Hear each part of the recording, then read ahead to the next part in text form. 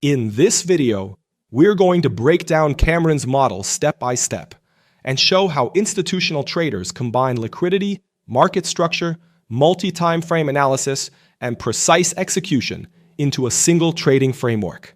You'll learn how to identify where the market is likely to move next, how to recognize when liquidity is being targeted, how to use higher time frame context to improve trade selection, and how to refine entries using fair value gaps. By the end of this lesson, you'll understand not only how Cameron's model works, but also the logic behind each step of the process. So, if this type of content is valuable to you, remember to like the video, subscribe to the channel, and enable notifications so you don't miss the upcoming lessons. And feel free to share in the comments which topics you would like us to explore in future videos. You will also find links to our trusted partners in the description below. Using those links helps support the channel and allows us to continue producing this kind of educational content. Let us begin by understanding the foundation of Cameron's model and why it is considered such a powerful framework in liquidity-based trading. At first glance, the model appears remarkably simple. However, behind its simplicity lies a complete framework built around liquidity, market timing, multi-time frame analysis, and precision execution. Rather than relying on prediction, Cameron's model focuses on understanding where the market is likely to seek liquidity, when that liquidity is likely to be taken, and how to position yourself once that process unfolds. At its core, the model follows a clear three-step process. First, identify where liquidity is resting. Second, wait for that liquidity to be taken. And third, execute with precision using a structured entry model. This framework helps traders focus on market behavior rather than market prediction. But before we can identify a draw on liquidity, we first need to understand what liquidity actually is and where it tends to form in the market. After all, if Cameron's model begins by locating a liquidity target, then we must be able to recognize the areas that are most likely to attract price. This is where the concepts of buy-side and sell-side liquidity become essential. By understanding where traders place their orders and where liquidity tends to accumulate, we can better identify the levels that price is likely to seek before the next major move unfolds. So what exactly is buy-side and sell-side liquidity, and where does it form in the market? To understand this clearly, we need to look at how price behaves inside a range and how liquidity builds before a major move. When price moves within a consolidation or any structured phase in the market, it often forms visible reference points such as equal highs, equal lows, trendline touches, or repeated reaction areas before the next major move begins, whether that is continuation or reversal. Within these structures, we typically observe zones where price consistently reacts, forming areas of support below and resistance above. Retail traders typically look to buy when price approaches a lower boundary or a perceived support area, placing their stop losses just below it. This creates a concentration of orders beneath that zone, made up of the stop losses of buyers, ready to be triggered. In addition, it often includes sell stop orders from traders expecting a breakdown, believing price will continue lower once that level is taken.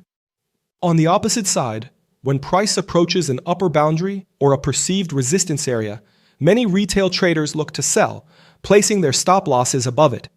At the same time, buy stop orders begin to accumulate from traders expecting a breakout. This creates another concentration of orders above the structure, with multiple types of positions clustered in the same area. Therefore, buy-side and sell-side liquidity do not exist only at traditional support and resistance levels. They form wherever there is a concentration of orders in the market. Buy-side liquidity refers to areas where buy orders are clustered, often above highs or key reference points, while sell-side liquidity refers to areas where sell orders are clustered, typically below lows or areas where traders expect breakdowns. Now, let's take a closer look at how buy-side and sell-side liquidity appear in the market through what we call static liquidity. Static liquidity refers to specific areas in the market where a large concentration of orders is resting, including stop losses as well as buy and sell orders waiting to be triggered. When a trader gets stopped out of a position, the market absorbs the orders associated with that stop. This is part of how liquidity is created and taken from the market, allowing price to continue moving. The idea is simple. The market requires liquidity to generate movement. If price does not interact with liquidity before reaching a key level, it will often use that area itself as a source of liquidity to fuel the next move.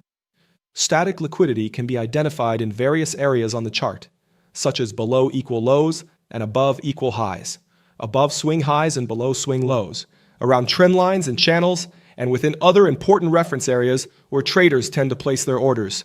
These also include commonly observed zones, such as support and resistance, Fibonacci levels, and key regions within a candle structure.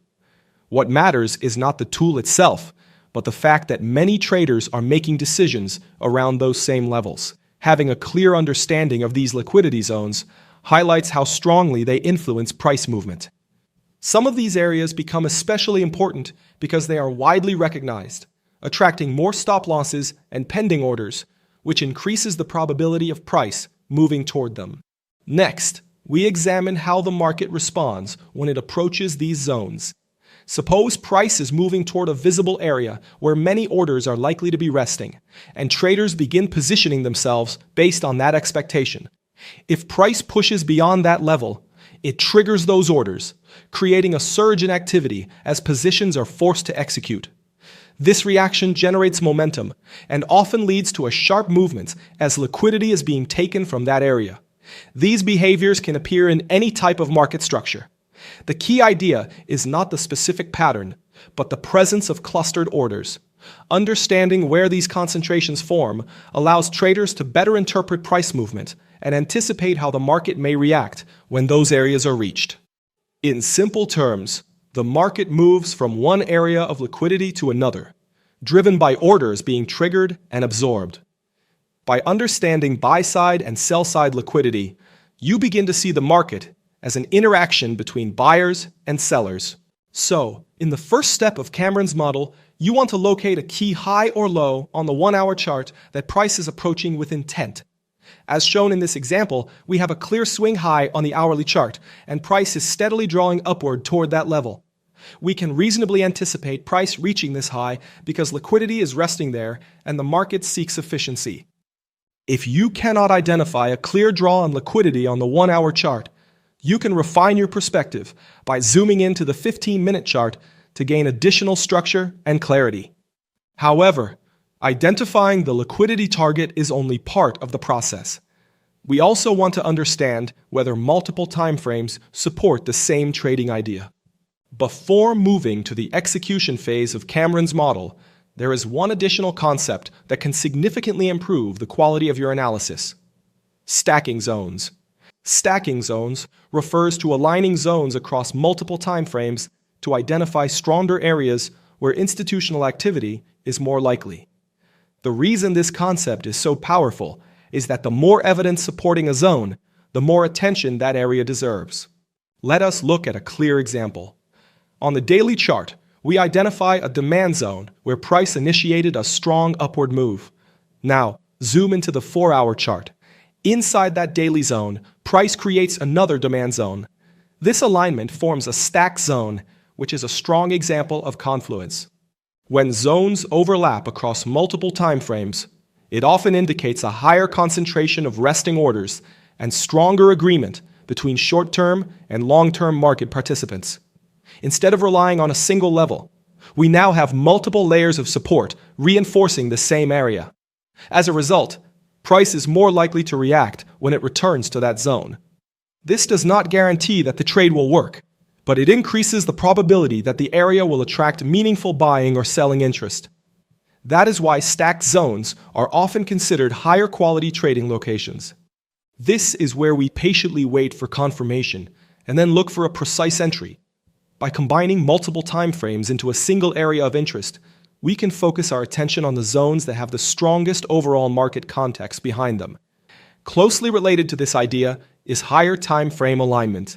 Higher time frame alignment is extremely powerful. When multiple time frames point in the same direction, your trades naturally carry a higher probability of success because you are trading with the broader market context rather than against it. Begin your analysis on a lower time frame, such as the M5 chart. At first glance, price may appear to offer a clean sell setup, with clear lower highs and lower lows. Many traders stop their analysis there and immediately look for short positions.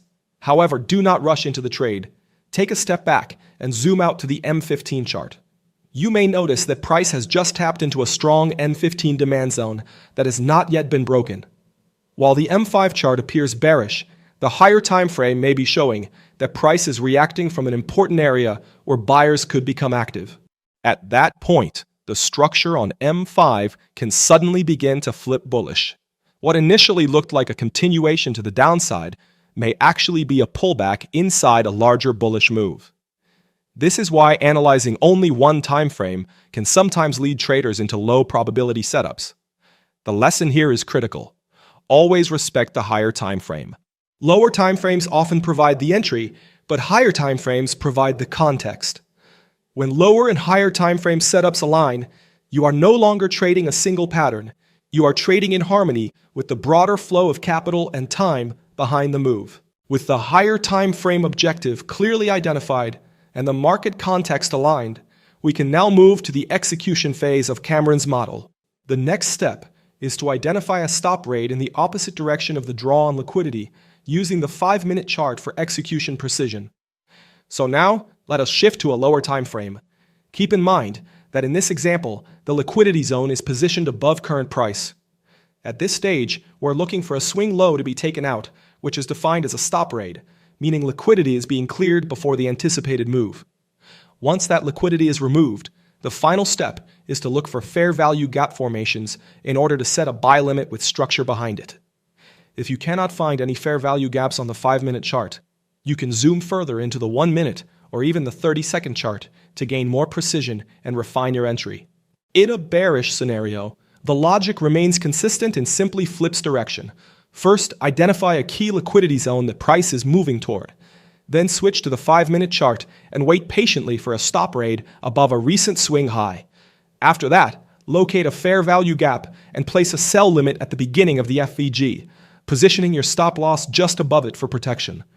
Always give price enough room to move naturally within structure, and avoid placing your stop loss too tight, as that can result in premature stop-outs and unnecessary losses. In summary, Cameron's model is powerful because it forces you to trade with structure, patience, and logic. Instead of guessing direction, you align with liquidity, wait for stops to be taken, and execute with confirmation. When applied consistently, this 3-step framework transforms trading from emotional decision-making into a disciplined and repeatable process. So, trader, if this video helped you gain more clarity, make sure to like the video, subscribe to the channel, and turn on notifications so you do not miss the next lessons. And let me know in the comments which topics you would like us to explore in future videos.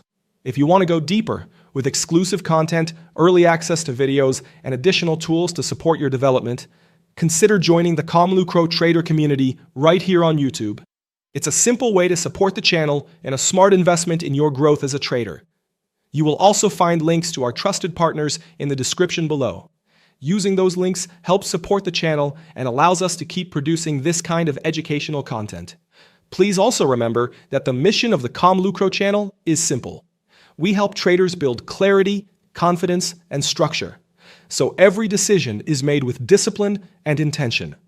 Here you will find complete courses designed as a true trading masterclass. We teach liquidity, market structure, higher time frame analysis, and supply and demand, always focused on understanding price and executing with a professional mindset. We also cover trading psychology, risk management, and long-term consistency, because trading is not just about charts.